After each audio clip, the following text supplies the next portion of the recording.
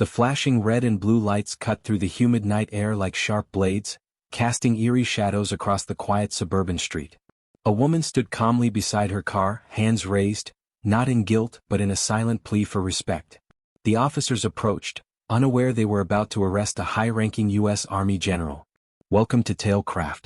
If you're here for the first time, make sure you hit that like button, share this video with your friends and subscribe for more real stories that matter. Now let me ask you, what happens when the people sworn to protect judge too quickly? When a single moment, a single assumption, changes lives forever. Tonight's story is about Major General Angela Freeman, a decorated black woman whose uniform commands respect around the world, but who, in one startling encounter, was reduced to handcuffs by local police blinded by bias. It's a story of courage under pressure, of power dynamics flipped in an instant, and of how a single phone call to the Pentagon shattered the careers of those who underestimated her. Why does this matter? Because it exposes a harsh truth, that racial profiling and prejudice still infect the very institutions meant to uphold justice. It reminds us how easily authority can be misused when perception is clouded by bias. And it shows how strength and dignity can demand accountability, even in the most unlikely circumstances. So buckle up, because this isn't just a story about a traffic stop, it's about power, identity, and the fight for respect in a world too quick to judge by skin color. The night air was thick with tension as Major General Angela Freeman slowed her car to the side of the quiet suburban street. The flashing police lights behind her weren't unfamiliar. She had encountered law enforcement countless times during her years in uniform, but this time, something felt different. The two officers who approached were brisk, their eyes darting not with the respect her rank deserved, but with suspicion and disdain. As the officers neared, their body language betrayed their assumptions.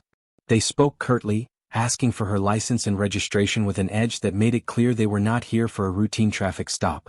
Angela responded calmly, her voice steady, knowing that any sudden movement or raised tone could escalate an already delicate situation.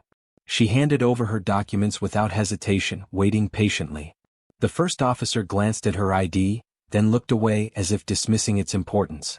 His partner, younger and visibly tense, leaned in and muttered under his breath, words laced with racial bias that Angela couldn't ignore. Despite the growing hostility, she remained composed, meeting their eyes without a hint of fear. When the officers asked her to step out of the vehicle, Angela complied immediately. She moved with the grace and authority of someone accustomed to command, but the officers saw only a black woman they presumed was just another suspect. The handcuffs clicked shut around her wrists before they even realized who she was. Her military insignia, concealed beneath her jacket, remained hidden. Bystanders began to gather, pulling out phones to capture the unfolding drama. The officers continued their interrogation, their tone growing harsher, their words sharp and dismissive. Angela stayed silent for the most part, choosing her words carefully, refusing to give them any justification for their aggression. As the minutes dragged on, the officers made mocking remarks, not knowing that their detainee was a major general, a leader responsible for thousands of troops and strategic decisions at the highest levels of the military. Their ignorance fueled their arrogance, and the scene escalated into a public spectacle none of them anticipated. Despite the humiliation, Angela's demeanor never wavered.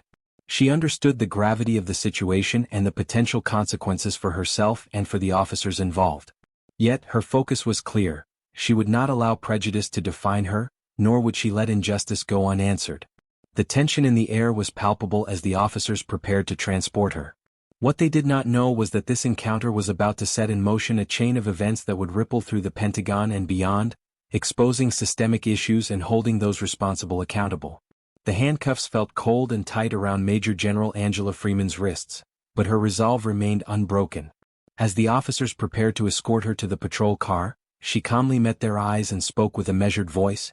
"You might want to think twice before you proceed. I'm Major General Angela Freeman, United States Army." The words hung in the humid night air, sharp and unexpected. The officers froze, disbelief flickering across their faces. The man who had been so quick to assume guilt suddenly shifted uncomfortably, his confidence cracking. The younger officer's hand trembled slightly as he glanced at her military ID, now unmistakably visible beneath her jacket. Angela reached into her purse and pulled out her secure phone. "I'm going to make a call to the Pentagon," she said. The officers exchanged nervous glances, unsure how to respond. This was no longer a routine arrest.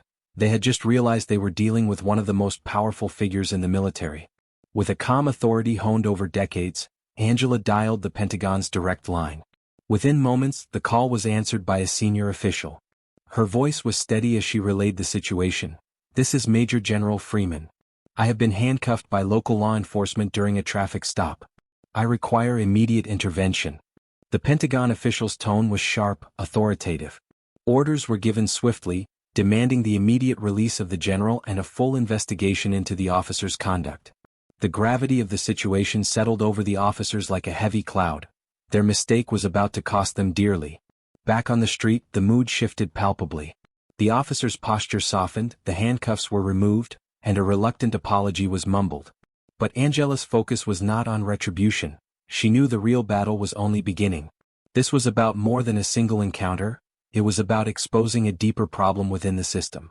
The bystanders who had recorded the incident shared the footage with news outlets, and within hours the story was everywhere. Headlines splashed across screens: "Black female general handcuffed by police," and "Pentagon steps in after racial profiling incident." The public reaction was fierce, mixing outrage with calls for accountability. For Angela, this moment was both personal and historic. As one of the highest-ranking black women in the military, she carried not just her own dignity but the hopes of many who faced bias every day. Her poised response under pressure became a powerful symbol of strength and resilience. Meanwhile, inside the police department, the realization of the fallout was sinking in. Commanders convened emergency meetings. Investigations were launched. The officers involved were placed on immediate administrative leave, their careers hanging in the balance. Angela's call to the Pentagon had done more than secure her freedom. It had ignited a conversation about race, authority, and respect that would resonate far beyond that night. The morning after the arrest made headlines, the atmosphere in Mason County was charged with tension and outrage. News outlets buzzed with reports of the racial profiling of Major General Angela Freeman, the decorated black female officer who had been unjustly handcuffed by local police. The story spread rapidly, sparking protests and calls for justice across social media platforms and community gatherings. Inside the police department, the mood was grim. The officers involved had been placed on immediate administrative leave, and a full internal investigation was launched. Police leadership faced intense pressure not only from the public but also from city officials and the Pentagon itself. The incident had shown a harsh spotlight on the department's culture and practices. Pentagon officials moved swiftly, coordinating with local authorities to ensure accountability. The message was clear: disrespect and racial bias would not be tolerated, especially toward one of their own senior leaders. High-ranking military figures issued statements condemning the actions of the officers, emphasizing the importance of respect for all individuals, regardless of race or rank. As investigations unfolded, more troubling details surfaced. Prior complaints against the officers for aggressive behavior and bias, raising questions about systemic problems within the force. Community leaders called for comprehensive reforms, advocating for sensitivity training, better oversight, and stronger accountability mechanisms. Major General Freeman maintained her poise throughout the ordeal. She released a public statement that evening, emphasizing the need for healing and progress. "This incident reflects a larger issue we must confront as a society," she said. "Accountability is essential, but so is the commitment to change."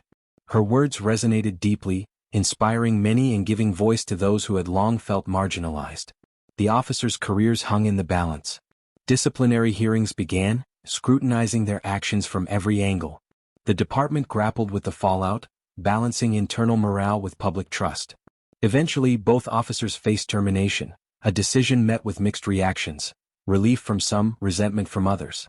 The community's response was a mixture of vindication and ongoing vigilance. Demonstrations called for sustained reform, not just isolated punishment. The case of Major General Freeman became a symbol of both the progress still needed and the power of standing firm in the face of injustice. Meanwhile, within the Pentagon, conversations deepened around how to protect service members from discrimination, both within the military and in civilian life. Policies were reviewed, and initiatives were launched to strengthen support networks for minority officers. The ripple effects of that night's events continued to influence military and law enforcement practices nationwide. For Major General Freeman, the journey was far from over. Yet, her unwavering courage and professionalism in the face of adversity had sparked a crucial conversation, one that challenged systems, exposed prejudice, and demanded respect. As the dust settled on that unforgettable night, Major General Angela Freeman's story became more than just a viral headline. It was a powerful reminder that respect and dignity are not privileges reserved for rank or color, they are basic human rights. Her calm strength under pressure showed what true leadership looks like, even when faced with ignorance and prejudice. This story teaches us a vital lesson. Assumptions based on race can have devastating consequences, not just for individuals, but for entire communities and institutions. The officers who misjudged Angela Freeman learned this the hard way, but it's a lesson we all need to take to heart. Bias and injustice thrive in silence. Confronting them requires courage and awareness from every one of us. Angela's response was a masterclass in professionalism and resilience. Rather than reacting with anger or fear, she used her position and voice to demand accountability and change. In doing so, she set an example not only for the military but for society as a whole. It reminds us that standing up for what is right can come in many forms, and sometimes, calm authority is the most powerful. If this story moved you, challenged your perspective, or inspired you, please take a moment to like this video, share it with friends and family, and subscribe to Tailcraft for more compelling stories that shine light on truth and justice. And I want to hear from you. What would you have done if you were in Major General Freeman's shoes? How do you think we can work together to fight prejudice and promote respect in our communities? Drop your thoughts in the comments below. Let's get the conversation started. Remember, every voice counts in the fight against injustice. Together, we can help build a world where no one is handcuffed by assumptions or bias. Thank you for watching, and I'll see you in the next story.